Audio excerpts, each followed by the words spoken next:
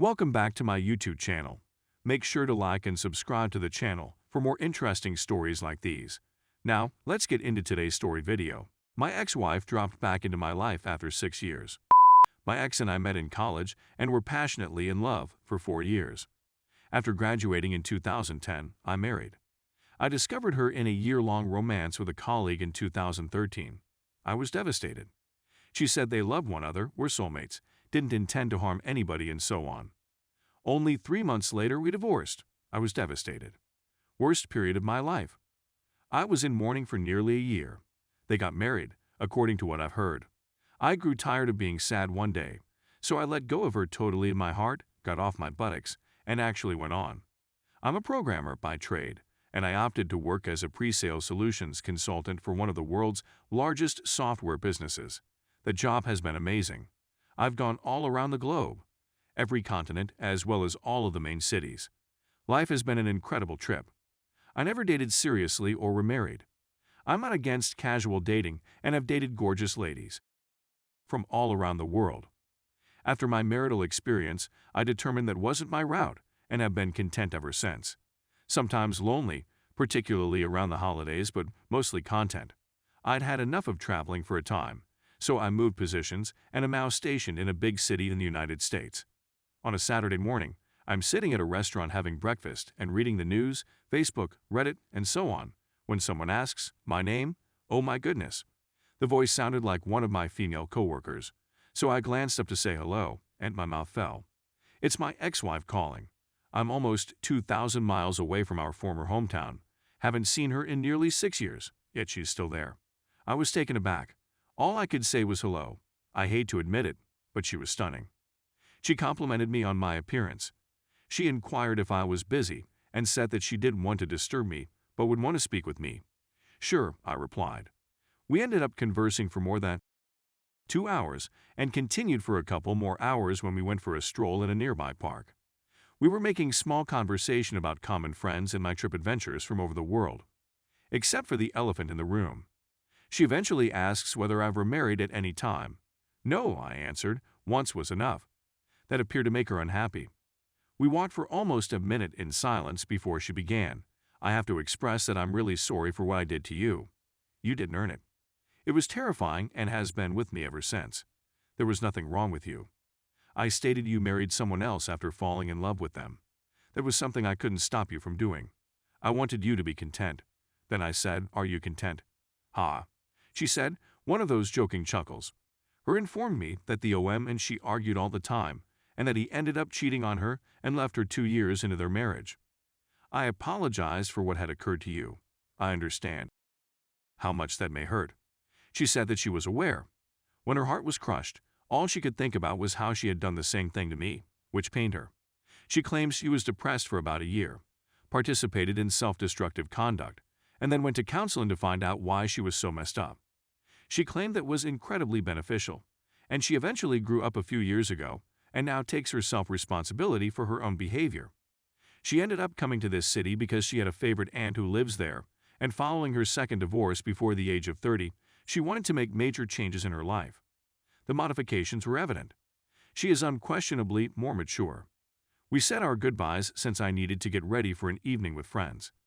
We exchanged contact information and decided to meet for coffee and discuss more. That's what we've been doing. We're both unattached. I suppose there's no harm in trying. She clearly wants more from me. She wants me to want her again. She drops clues the size of the Pacific Ocean.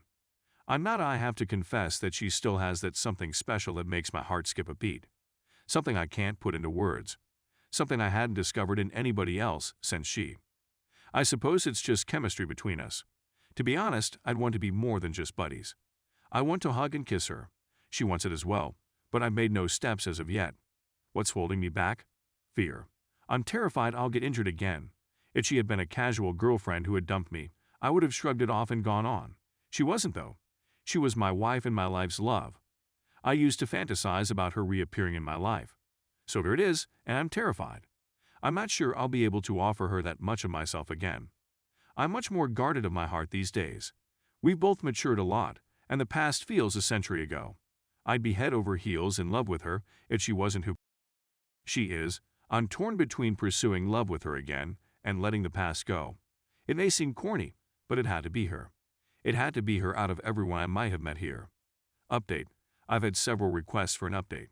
I had one but was scared to submit it, since I get a lot of flack on this sub. We were married over the holidays and are now expecting our first child. She has matured significantly as a person. I've done the same. We're no longer children. We're in an adult relationship now, and it's a lot better than it was before. Add in the chemistry we've always had, and it's fantastic. I couldn't be more thrilled. I do want to address the allegations that she pursued me. She didn't do it. She had relocated to our present location before I had. She had really moved on, had gone to treatment, and had matured tremendously as a person. I happened to be at that restaurant at the time. We believe it was destiny or some other intervening factor. We're neither religious, but the astronomical chances of us meeting into one other, both single, in a city neither of us had ever lived in, are difficult to dismiss. The cosmos clearly had a plan for us. I wish you all the best. My only piece of advice is to not shut your heart. You never know who will enter your life. Story 2. Wife cheated twice, but can only remember once. A year ago, I, 36 male, married the love of my life, 33 female.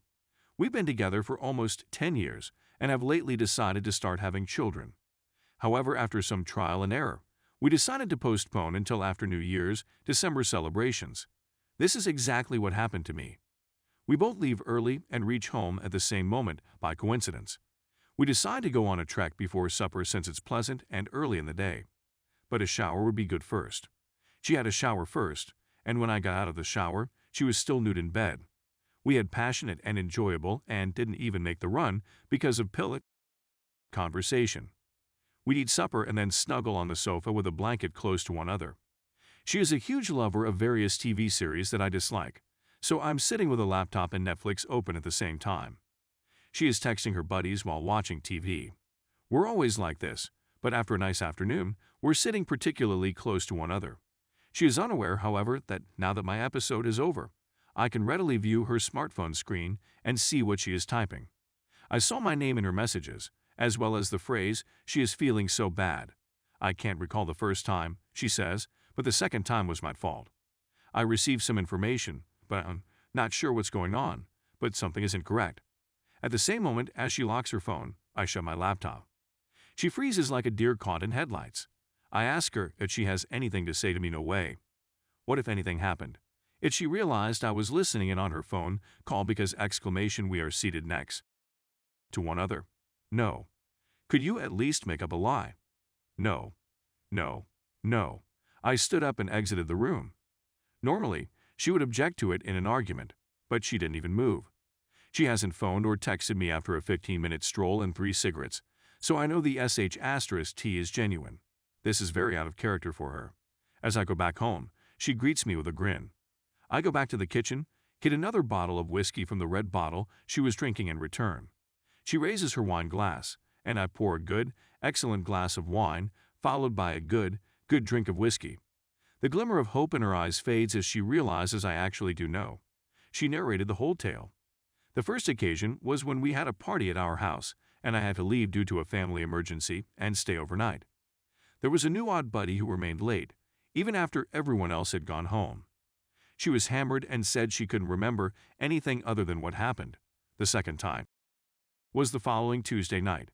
She claims she was perplexed by what had occurred and wanted to see him at his home. She lied to me about meeting another girlfriend that night and then left, and then it seemed to happen again, and she was to blame since it was her choice to go there, which I'm not sure I understand. She then broke it off, and she is feeling terribly bad, doesn't want me to go, and is really sad, etc. The conversation proceeded after that, but that was the essence of it.